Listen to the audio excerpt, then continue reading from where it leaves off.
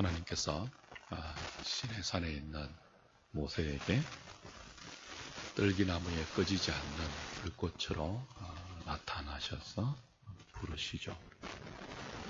그 장면은 매우 신기롭고 그리고 드라마틱합니다. 신비합니다. 우리 생각에는 이렇게 신비로운 방식으로 하나님이 직접 나타나셔서 모세를 부르신다면 당장 그 부르심에 응답할 것 같아요. 근데 우리가 쭉 보고 오늘 본문에도 보듯이 모세는 그렇게 하지 않습니다. 그듭 하나님의 부르심을 거절하죠. 3장에 2번 거절하고요. 오늘 본문에 3번 거절합니다. 3장에 2번 거절한 내용 기억나십니까? 첫 번째는 뭐였죠?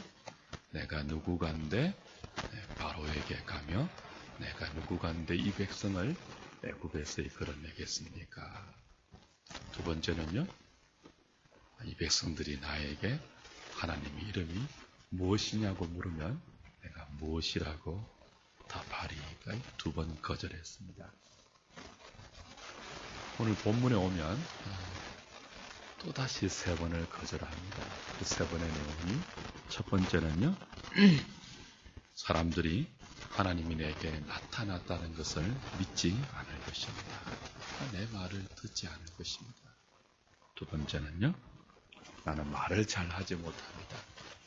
본래부터 말을 잘 하지 못하고 입이 뻣뻣합니다. 못합니다. 그런 것이네요. 세 번째는요, 주님 보낼 만할 자를 보내소서. 이렇게 본문에서는 3번을 거절합니다. 그럼 총 합하면 몇 번 거절하는 거예요? 5번을 거절합니다. 5번씩 거절합니다. 우리가 그 능히 떠올리는 충성스러운 모세의 모습이야. 이게 모세의 하나님의 부르심 앞에 처음 보이는 반응이고 지금 모세의 믿음의 상태입니다. 그런데 하나님은 이런 모세를 통해서 출애굽의 놀라운 일들을 시작하시겠다. 하나님은 계속 거절하는 모세에게 하나님이 함께 하시겠다는 메시지를 반복적으로 주시죠. 네가 연약해도 내가 너와 함께 해줄게.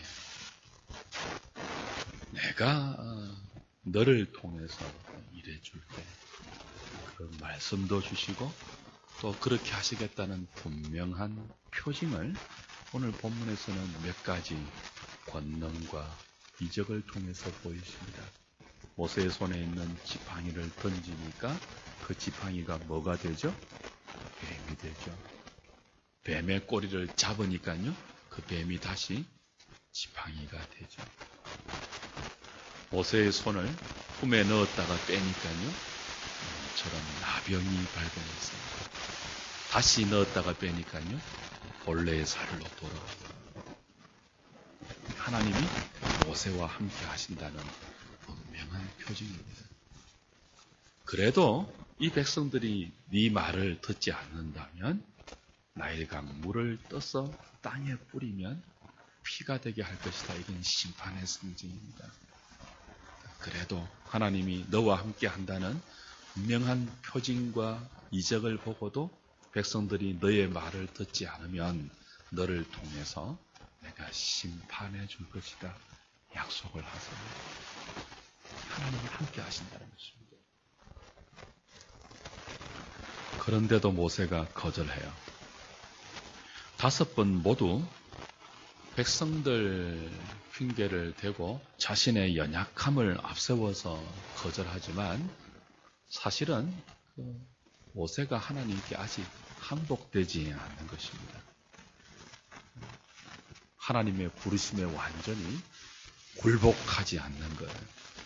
그걸 납득하지 못하고 왜 지금 부르십니까?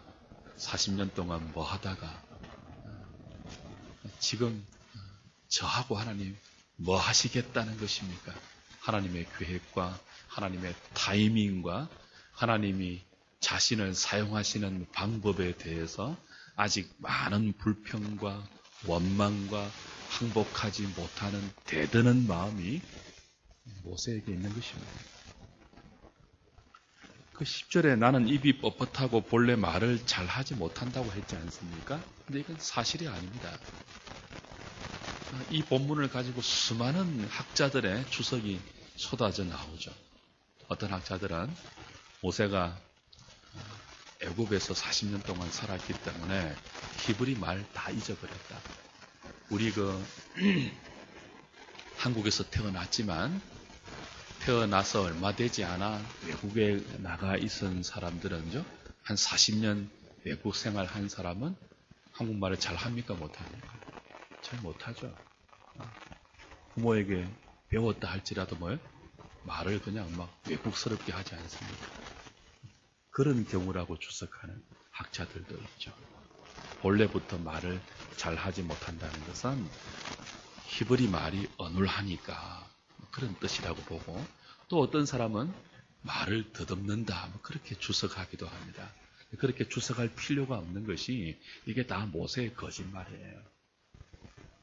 어떤 거짓말이라고요? 하기 싫다는 거절의 의미의 거짓말이라고요. 사도행전 7장을 보세요. 사도행전 7장 22절 가보십시오. 198페이지 신약성경 7장 22절 시작. 모세가 애굽 사람의 모든 지혜를 배워 그의 말과 하는 일들이 능하더라 그랬어요. 그의 말과 그의 모든 하는 일이 뭐하다고요?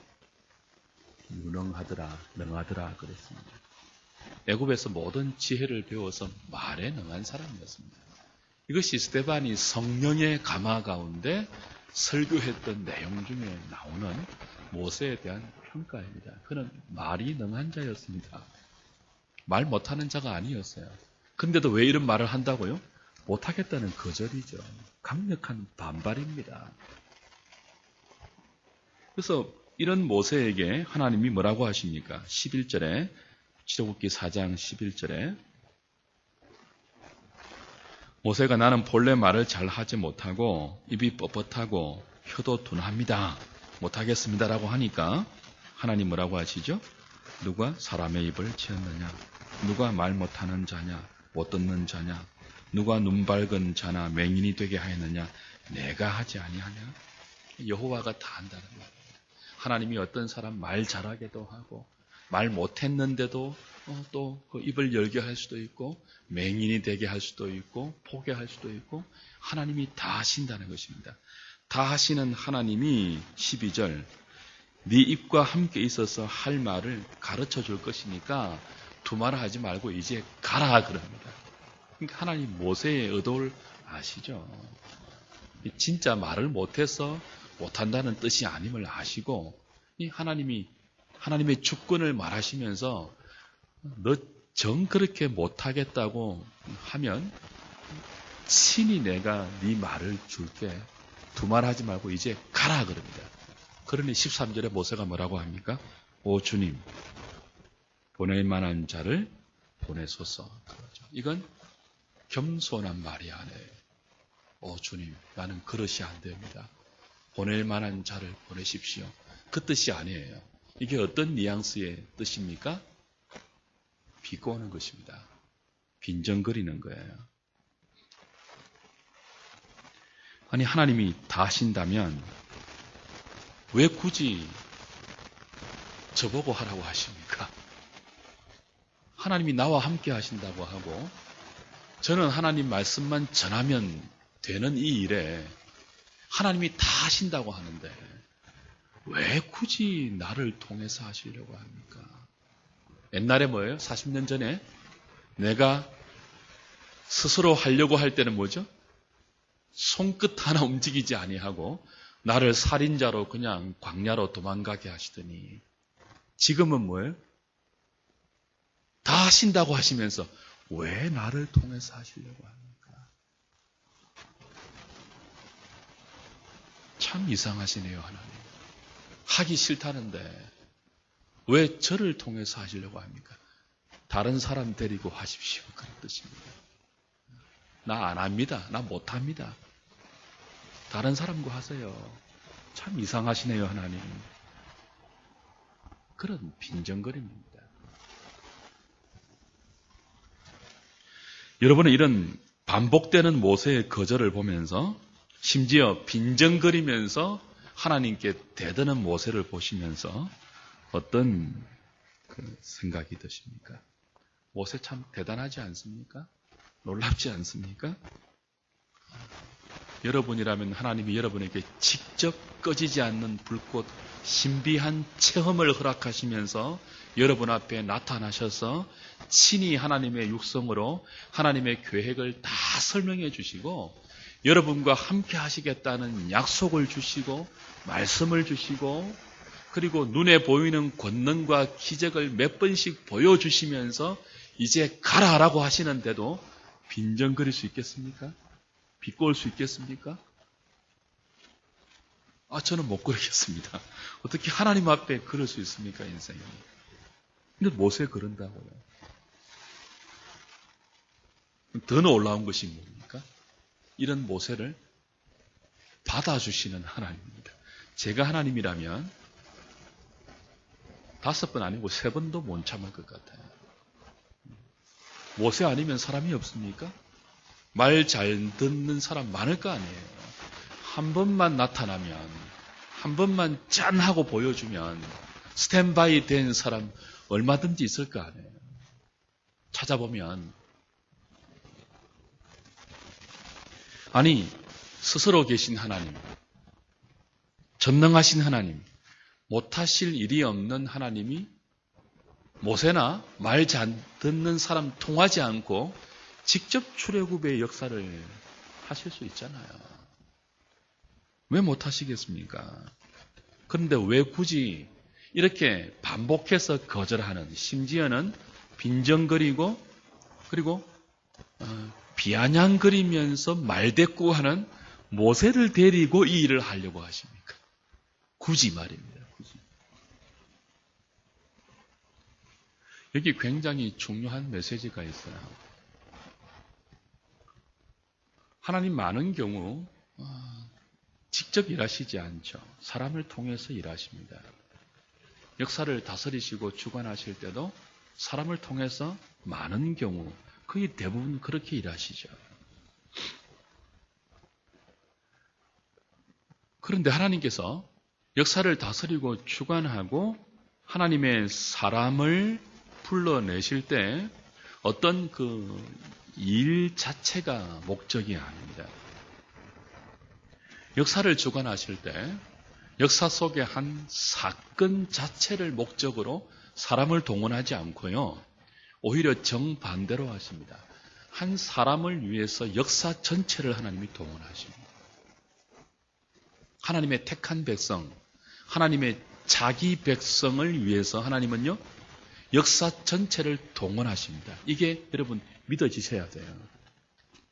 역사 속에 어떤 위대한 일을 위해서 사람을 동원하는 게 아니고요. 정반대로 뭐라고요? 모세 같은 사람, 모세가 대변하는 이스라엘 백성 같은 존재, 오늘 저와 여러분 같은 인생을 위해서 역사 전체를 동원하신다고요. 사건과 일을 허락하신다고요. 굉장히 다른 시각이에요. 지금 출애굽도 그래요. 출애굽도. 하나님에게서는요. 출애굽 자체가 목적이 아닙니다. 출애굽이라는 역사적 사건, 인생의 구원을 상징하는 이 영적 사건 자체가 목적이라면요. 굳이 모세를 통해서 이 일을 안 해도 됩니다. 말 잘 듣는 사람 그냥 한 명 데리고 하면 되고 그것도 안 되면요. 하나님이 직접 하시면 됩니다. 굳이 10가지 재앙을 동원하지 않고 그냥 한꺼번에 하실 수도 있습니다. 근데 왜 이렇게 복잡하게 하시는가 하면요. 출애굽 자체가 목적이 아니에요. 출애굽의 모든 과정을 통해서 그들을 시내산에 불러 모아 율법을 주시고 가나안 땅에 들어가서 이렇게 살아야 한다, 이렇게 살아야 한다. 제정하시고 성막을 세워서 하나님과 그의 백성이 어떻게 교제하시는지를 일러주시고 그렇게 가나안 땅에 들여보내시는 것은 출애굽 자체가 목적이 아니고 그 모든 과정을 통해서 지금 모세 5번이나 거절하잖아요. 기적을 보면서도 어떻게 거절한다고요? 빈정거리면서 거절한단 말이에요. 감히 하나님 앞에 우리로서는 상상할 수 없는 믿음의 상태가 모세입니다. 그는 아직 영웅이 아닙니다. 그는 아직 하나님께 완전히 항복된 상태가 아니에요. 빈정거리고 있다고요. 주님, 보낼 만한 자를 보내십시오. 왜 이상하게 저보고 그러십니까? 나 안 하겠다고 하는데 왜 자꾸 저하고 일하시겠다고 해요? 다른 사람 찾아보십시오. 보낼 만한 자를 보내시라니까요. 그렇게 말대꾸하는 모세를 왜 하나님이 굳이 데리고 일하십니까? 출애굽 자체보다 모세가 더 목표입니다. 모세가 대변하는 이스라엘 백성 그 자체가 목적입니다. 이스라엘은요, 모세가 이렇다면 이스라엘은 더하죠. 하나님의 백성인데, 만세전에 그리스도 안에서 택함 받은 백성인데, 이들의 상태가 어떻다고요? 하나님이 그렇게 친히 나타나시고, 신비한 영적 체험과 부정할 수 없는 현상과 똑똑한 말씀하심과 보여주심과 들려주심이 수차례 반복됨에도 불구하고 듣지 않는 백성들이라고요, 우리가. 여러분이 그렇다고요.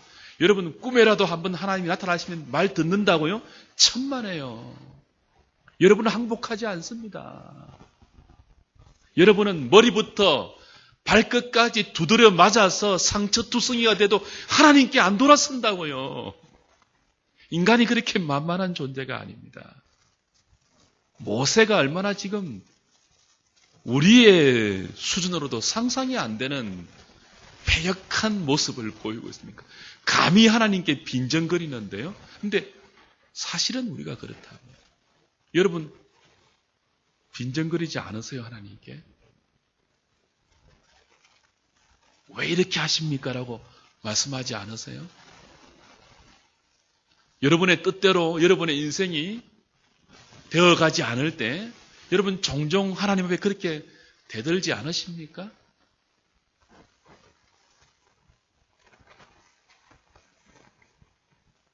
하나님의 목표는 모세입니다. 모세가 대표하는 이스라엘 백성 자체입니다.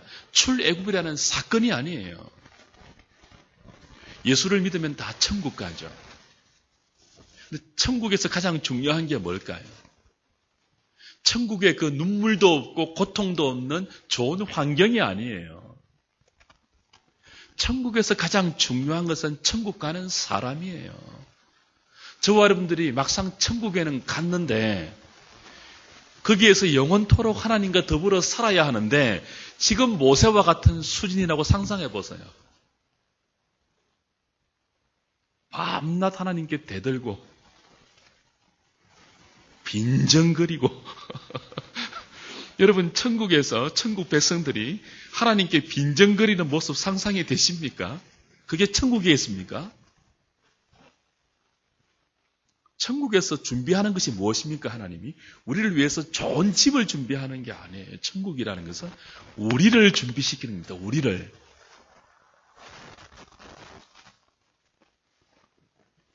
그게 이제 굳이 모세를 통해서 이 일을 하시는 이유입니다. 하나님이 직접 하시지 않고요. 말 잘 듣는 사람 모세 대신 불러서 일하지 않고.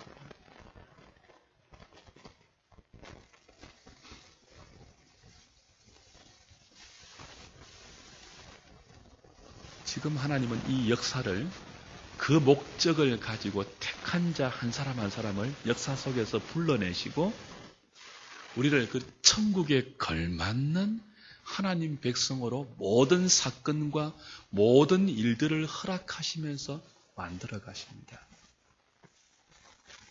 그 과정 속에서 우리의 일생과 역사를 통해 말도 안 되는 우리의 불평을 받아주고 계십니다, 지금. 야, 너 안 되겠구나. 외면하지 않으십니다. 어디서 감히 눈 부릅뜨고 나한테 달려들고 빈정거리니 그렇게 하지 않습니다. 다 받아주신다고. 모세의 말도 안 되는 원망을 받아주신다고. 불평을 받아주신다고. 그 빈정거림을 참아내신다고요. 화를 내시죠, 그죠? 14절에. 화를 내신다는 것은 뭐죠? 인격적으로 대하신다는 거예요. 때로는 우리 때문에 기뻐하시기도 하고, 때로는 우리 때문에 하나님이 화를 내시기도 하면서 우리와 교제하십니다. 불평을 받아내시고 우리의 말도 안 되는 원망을 묵묵히 참아내시면서 설명하시고 하나님의 하나님 되심을 끝없이 우리에게 가르쳐 가시며 마침내 우리에게 항복을 받아내시는 그 목적을 향하여 역사를 동원하시고 우리 인생 전부의 모든 사건을 허락하십니다. 그것을 위해서 출애굽을 허락하십니다. 그래서 그 위대한 출애굽의 모든 과정을 이 말도 안 되는 모세의 불평을 참아내시는 하나님의 하나님 되심으로 이 일을 시작하신 거죠. 야, 너 말고 다른 사람, 이런 식으로 일하지 않습니다. 그랬다면 아무도 천국 못 가요. 다 잘립니다, 그냥. 다 카트라인에 걸려 넘어집니다. 누가 하나님의 수준에서 용납이 되겠습니까?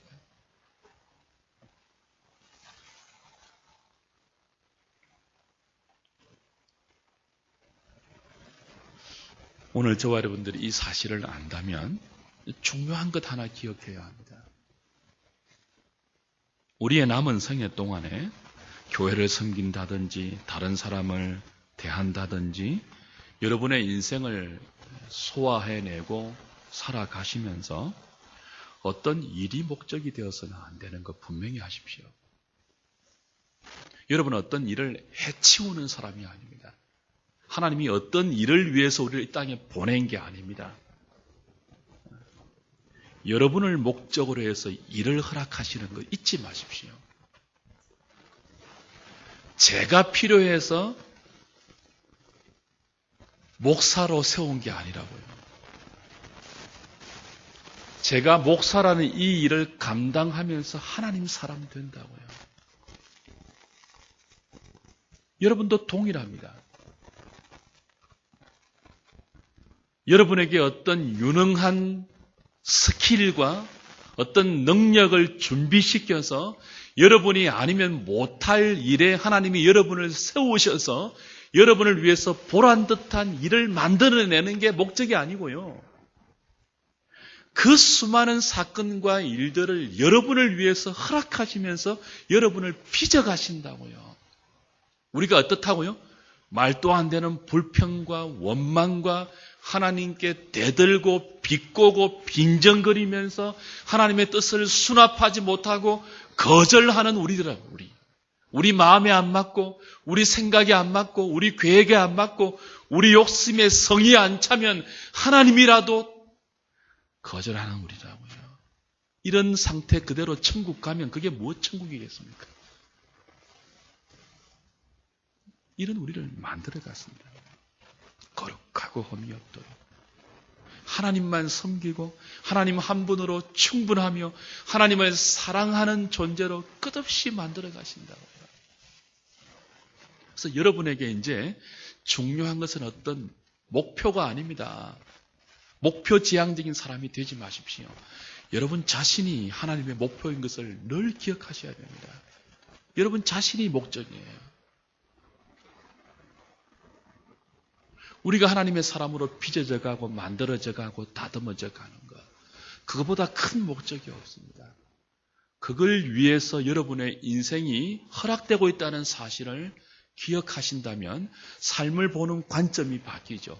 교회를 대하는 관점도 바뀌죠. 교회는요, 이 땅에서 무슨 위대한 업적을 남기는 공동체가 아닙니다. 무슨 큰 빌딩을 짓고 사랑의 교회처럼 위대한 그런 일을 할 필요가 없어요. 그 안에 불러 모은 하나님의 사람 한 사람을 하나님의 사람으로 만들어가기 위해서 교회 공동체가 허락되었다고요. 주님의 피로 값을 주고 말해요. 그래서 교회는 모든 일들이 우리를 위해서 동원됩니다. 그 일 자체가 아니고 선교 자체가 중요한 게 아니에요. 그 모든 일을 하면서 우리가 하나님의 사람으로 되어가야 돼요. 누구처럼요? 모세처럼 말입니다. 이렇게 말도 안 되는 불평과 원망과 겉으로는 사람들 핑계대고 자신의 연약한 핑계대지만 사실은 뭐예요? 하나님께 항복하지 못하는 거죠. 하나님 하는 게 마음에 안 드는 거죠. 이런 모세 같은 우리를 만들어 가시기 위해서 하나님 교회를 허락하십니다. 그래서 우리는 함께 교회란 이름으로 묶여서 그 앞에 거룩하고 험이 없는 그 자리까지 오늘도 자라가고 있는 거죠. 저와 여러분들은 어떤 일을 다 하고 용도 폐기되는 존재가 아닙니다. 기업은요, 53세입니까? 정년퇴직이? 대기업 정년퇴직이 몇 살이에요? 가차없이 잘라냅니다. 쓰고 그게 없으면 용도 폐기합니다. 기업에서 100만 원 월급 주면요, 1000만 원어치는 빼가거든요. 더 이상 빼갈 게 없으면요, 용도 폐기합니다. 자릅니다. 우리는 그런 존재, 하나님이 우리를 그렇게 쓰는 것이 아닙니다.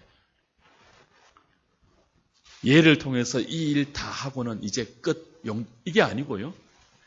우리를 위해서 모든 일들이 동원됩니다. 그래서 함께 어떤 일을 해갈 때 거기에 동참된 모든 사람들을 귀히 보십시오.